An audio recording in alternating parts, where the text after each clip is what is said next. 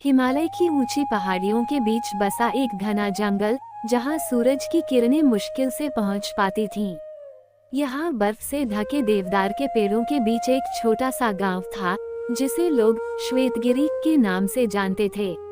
इस गांव में केवल कुछ गिने चुने परिवार रहते थे, जो अपनी जीविका के लिए जंगल पर निर्भर थे। इसी गांव में एक छोटा सा परिवार था, राजू, उसकी पत्नी मीरा और उनके 2 बच्चे, रोहन और गुड़िया। ये परिवार जंगल में अपने छोटे से लकड़ी के घर में रहता था, जहां हर तरफ बर्फ की चादर बिछी रहती थी। जंगल में रहना आसान नहीं था, लेकिन ये परिवार अपने मजबूत इरादों और प्रेम से हर मुश्किल का सामना करता था। राजू एक कुशल शिकारी और लकड़हारा था। वो हर सुबह अपनी कुल्हाड़ी और धनुष बाण लेकर जंगल में चला जाता और दिन भर मेहनत कर घर के लिए खाना जुटाता। मीरा घर पर रहती, बच्चों का ध्यान रखती और गर्म कपड़े बुनती थी।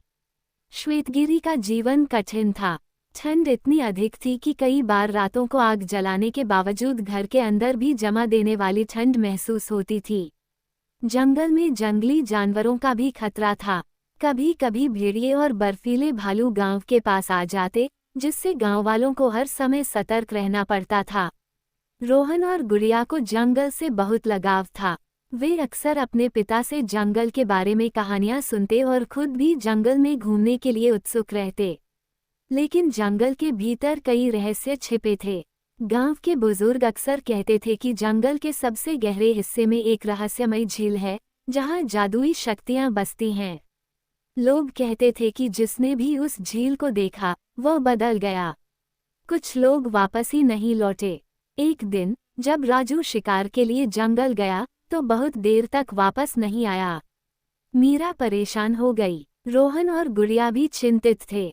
राजू को खोजने के लिए गांव वालों ने एक टोली बनाई और जंगल में निकले। कुछ घंटों बाद उन्हें राजू एक गहरी घाटी के पास घायल अवस्था में मिला। उसके पैर में चोट लगी थी और वह बेहोश था। उसे देखकर सब चौंक गए। उसके पास एक अजीब सी चमकदार पत्थर जैसी चीज पड़ी थी। राजू को घर लाया गया और उसका इलाज किया गया। जब वह होश में आया, तो उसने बताया कि वो गलती से जंगल के उस हिस्से में चला गया था, जहां रहस्यमयी झील थी। वहां उसने एक अद्भुत दृश्य देखा। झील का पानी चांदी जैसा चमक रहा था और उसमें से एक नीली रोशनी निकल रही थी। राजू की बात सुनकर गांव के बुजुर्ग चिंतित हो गए। उन्होंने बताया कि यह झील कोई साधारण स्थान नहीं थी। वहां प्राचीन काल से एक जादुई शक्ति रहती थी, जो जंगल को सुरक्षित रखती थी। राजू के पास जो चमकदार पत्थर था, वह शायद झील से निकला हुआ कोई विशेष पत्थर था। लेकिन इस पत्थर को वापस झील में डालना जरूरी था, वरना जंगल का संतुलन बिगड़ सकता था। राजू चोटिल था, इसलिए वह झील तक नहीं जा सकता था। ऐसे में रोहन और गुड़िया ने तय किया कि वे इस पत्थर को झील में वापस रखेंगे। उनके इस साहसिक सफर में गांव के एक बुजुर्ग, बाबा सोम भी उनके साथ गए। वे तीनों कड़ाके की ठंड में चलते चलते गहरे जंगल में पहुंचे। रास्ते में उन्हें कई बाधाओं का सामना करना पड़ा। भेड़ियों का झुंड, तेज बर्फीला तूफान और बर्फ की गहरी खाइयां। लेकिन अपनी सूझबूझ और साहस से उन्होंने सभी मुश्किलों को पार किया। आखिरकार तीनों झील तक पहुंच गए। वहां पहुंचते ही उन्हें लगा जैसे समय थम गया हो। झील के किनारे पर पहुंचकर रोहन ने धीरे से पत्थर को झील में डाल दिया। जैसे ही पत्थर पानी में गिरा, झील से एक हल्की सी रोशनी निकली और चारों तरफ फैल गई। अचानक बर्फबारी रुक गई, हवा शांत हो गई और पूरा जंगल जैसे किसी जादू के प्रभाव में आ गया। झील का संतुलन फिर से स्थापित हो गया। तीनों वापस गांव लौट आए। कुछ ही दिनों में राजू की चोट भी ठीक हो गई और जंगल में एक नई ऊर्जा महसूस की जाने लगी। गांव वालों को महसूस हुआ कि अब जंगल पहले से अधिक शांत और समृद्ध हो गया है।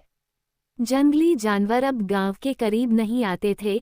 ठंड भी सहने योग्य हो गई थी और पेड़ पौधे पहले से अधिक हरे भरे लगने लगे थे। इस घटना के बाद राजू, मीरा, रोहन और गुड़िया ने ये सीखा कि प्रकृति का सम्मान करना बहुत जरूरी है। जंगल केवल एक जगह नहीं, बल्कि एक जीवंत संसार है, जिसे संतुलित रखना हमारा कर्तव्य है। अब ये परिवार पहले से भी अधिक खुश था।